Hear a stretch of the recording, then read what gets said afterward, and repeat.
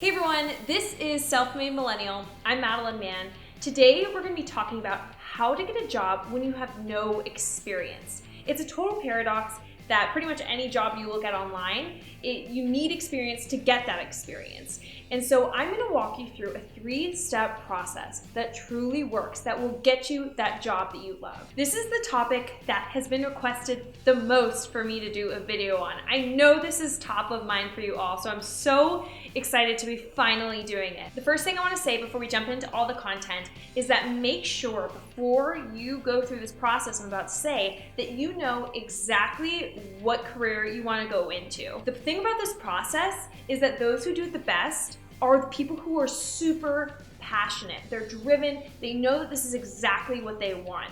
So make sure to go watch the video. I've put the link in the description of the 4 steps to find the right career for you if you don't know exactly what your career should be. That needs to happen before you start pursuing these opportunities. We'll walk through a 3-pronged approach.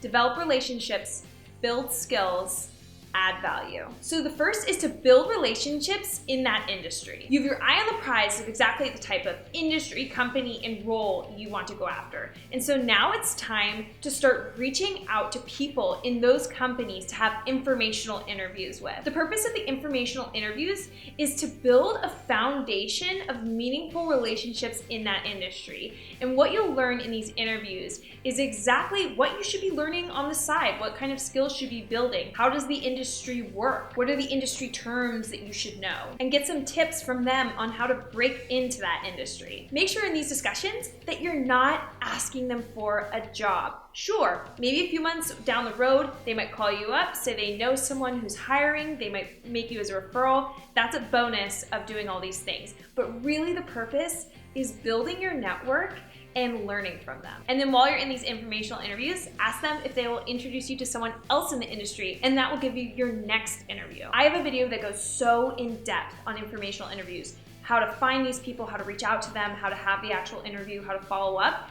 Look in the description. I'll link that video on informational interviews, so make sure to watch that. So in the end, this whole step is about networking, building those relationships, and becoming a student of the industry. Step 2 is to develop skills. So you likely know what kinds of skills are necessary for that given career based on your informational interviews. Now, go out and build those skills by any means necessary. That could be you are taking online classes, watching YouTube videos, you're asking to shadow someone somewhere. Be creative. Make sure you get this experience in any way possible. While you were in school, you built a lot of soft skills, probably time management, teamwork, communication. Now is the time you must build hard skills. This is how you're going to get your first job. So hard skills would be things such as using Excel, building a website, creating an SEO campaign. You must build these skills. Having a great GPA, being excited, driven, that doesn't really offer anything tangible to a company. And that brings us to step number 3,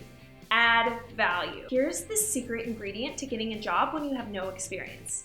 Create opportunities where there were none. A lot of other videos will focus on branding yourself, but be a resource, not a sales pitch. You have to see opportunities that other people don't see. It's like career hallucinations. Did you guys hear that? Wait, did you guys hear that? I heard opportunity knocking. One way to see an opportunity that wasn't there is to intern for someone busy. You could meet someone in your line of work who talks about how busy they are and a project they're working on, and you could offer to intern for them and pick up the slack. Make sure you don't talk about how you're so eager to learn from them, but instead focus on the value you could provide to them. You could say something like, I've helped build out similar campaigns to that before. You know, I could intern for you on this project and do all those little tasks while you focus on something more strategic. And truly insist. I can start as early as Monday and I don't need much pay. I just really want the industry experience. Do not be overly insistent, but noticing where someone's pain points are and offering to add value there is the best way to get an internship where none existed. A second strategy to add value, which I've seen work for a lot of people, is to start blogging about an industry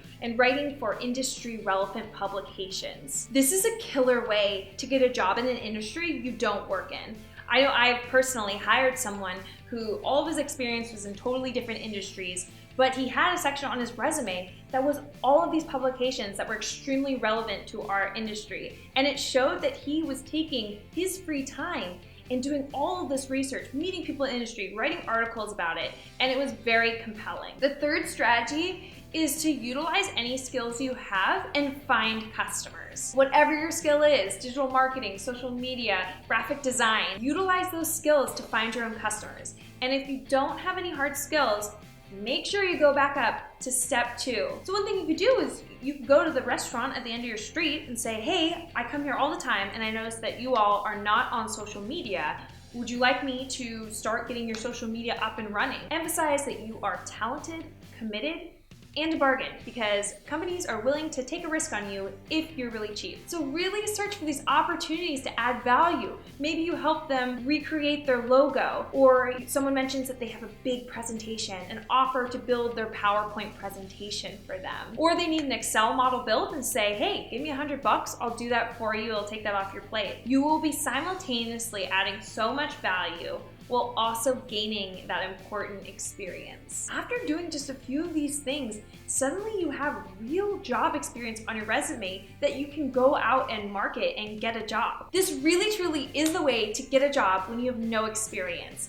And I'll give you an example. Bernadette Hopen, she posted an article on LinkedIn called Outsmarting the Job Paradox and Landing My Dream Job at age 23. You have to read her article, which I've linked in the description. In the article, she talks about how she's so passionate about the better business movement and wanted to get a job in that field. She had skills in branding and digital marketing, so she went out there, found local companies to help with that, got some money on the side, got some experience on the side, while she pursued finding a job in the better business movement. She learned everything she could about the better business movement. She was meeting with tons of people in the industry. She was tweeting with prominent people as well. One thing that I thought was so clever is that she reached out to her alma mater and asked if she could do an article series for their newsletter on the better business movement, or B Corps. And they said, sure, of course, we're always looking for more content.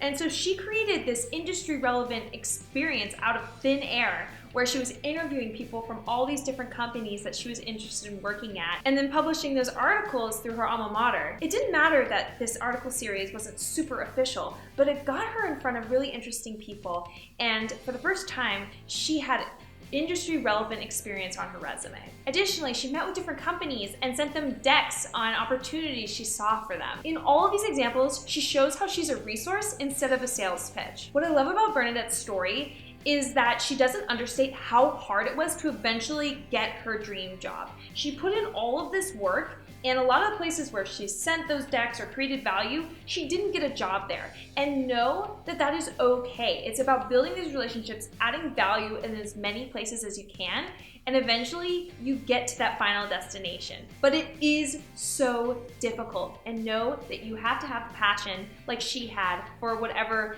job or industry you're going into, and you will get there. So go read her article in the description. She gives lots of details and examples. I've also linked Austin Belcak's blog, and he has a similar story of how he overcame the no experience paradox. So you may be thinking, holy cannoli, this is so much work. Why is this so difficult?